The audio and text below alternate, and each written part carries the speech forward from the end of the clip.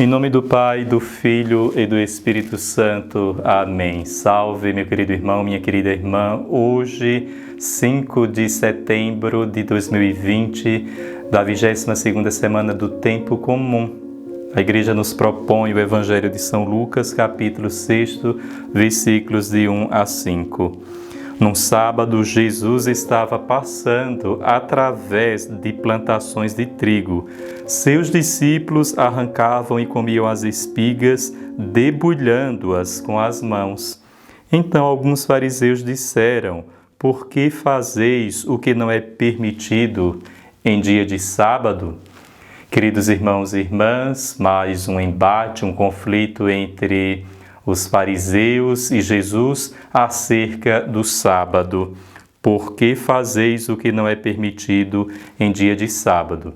É bom lembrarmos que Jesus não é contra o sábado. Jesus, por excelência, cumpriu o sábado. O que Jesus se contrapõe é ao modo como os fariseus interpretavam a lei do sábado. Para que os irmãos e irmãs tenham uma ideia, havia 39 prescrições acerca do sábado. E havia uma estranhíssima, ou seja, não se podia caminhar mais de 200 passos durante o dia. Percebemos que o sábado, que deveria ser o dia do descanso, o dia do repouso no Senhor, pois a lei de Moisés nos diz que Deus fez o mundo no 6º dia e no 7º descansou. Vemos isso no Gênesis.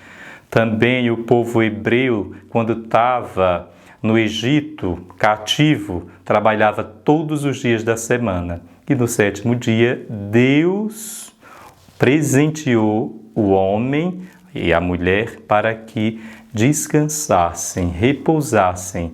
E o dia de sábado deveria ser um dia de lembrança, de memória da benevolência de Deus na criação, como também na libertação do povo de Israel do Egito.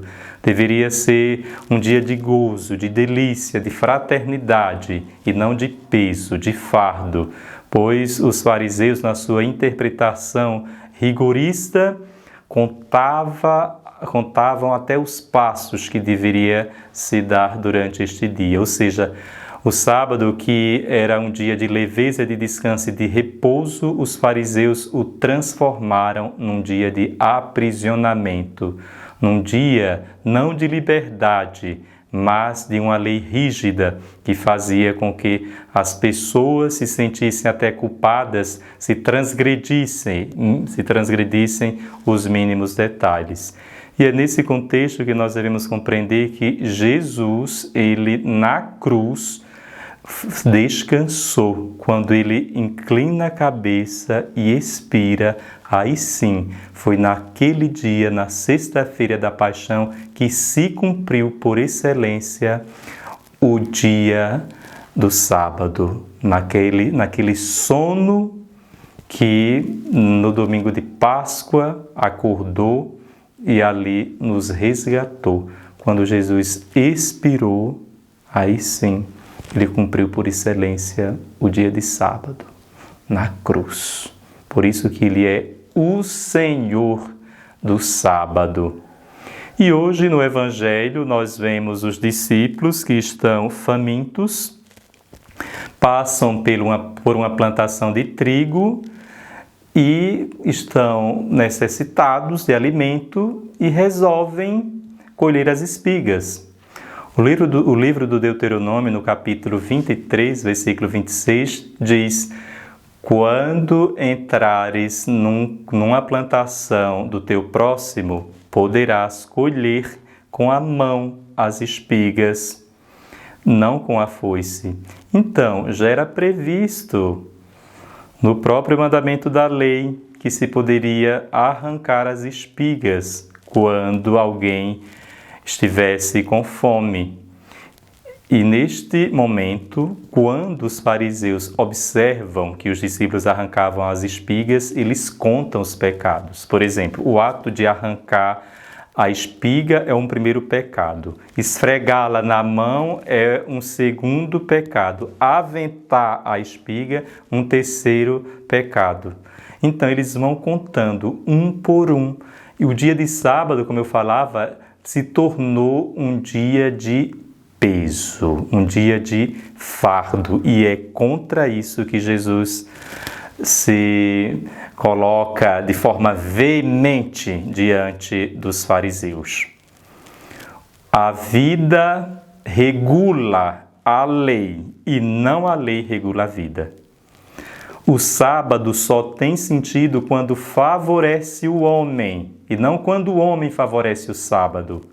O sábado só tem sentido se beneficia o homem e não o homem beneficiar o sábado. A lei só tem sentido quando favorece o homem e não quando o homem favorece a lei. Os fariseus, infelizmente, inverteram. Jesus vem colocar os pontos nos is.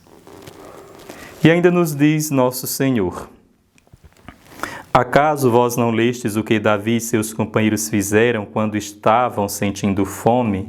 Como é interessante, Davi e seus companheiros. Nós temos hoje no Evangelho Jesus, que é o novo Davi, é o filho de Davi, e seus companheiros, que são os discípulos. Davi entrou na casa de Deus, pegou dos pães oferecidos a Deus e os comeu, e ainda por cima os deu a seus companheiros. Jesus está citando uma passagem do Antigo Testamento, na qual os companheiros de Davi, juntamente com o próprio Davi, entram na casa de Deus, estão com fome e comem os pães que estavam ali oferecidos a Deus. E Davi não transgrediu a lei naquele momento. Por quê? Eles estavam com fome. Em primeiro lugar, a vida. A lei há de favorecer a vida. No entanto, só os sacerdotes podem comer desses pães. E Davi fez com seus companheiros, ou seja, Davi comeu os pães. E Jesus acrescentou: o Filho do Homem é Senhor também do sábado. Porque foi Jesus que instituiu o sábado. Tudo foi feito por Ele, nada sem Ele se fez. Nada sem Ele foi feito, inclusive o sábado. A soberania do sábado se deve ao próprio Jesus. E é justamente nele que nós somos convidados a descansar. Quando Ele disse: vinde a mim todos vós que estáis cansados e fatigados com o peso dos vossos fardos, e eu vos aliviarei. Sim, judeus, é no peito de Jesus que nós descansamos. Nós precisamos inclinar a nossa cabeça sobre o peito de Jesus, para que ali nós encontremos o nosso repouso, pertinho do seu coração, sentindo as batidas do seu sagrado coração. Nós percebemos o quanto Ele nos amou.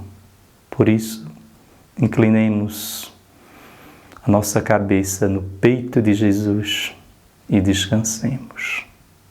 Aí sim, o sábado cede lugar ao domingo, que é a ressurreição do Senhor. O Senhor esteja convosco, Ele está no meio de nós. Abençoe-vos Deus Todo-Poderoso, Pai, Filho e Espírito Santo. Amém.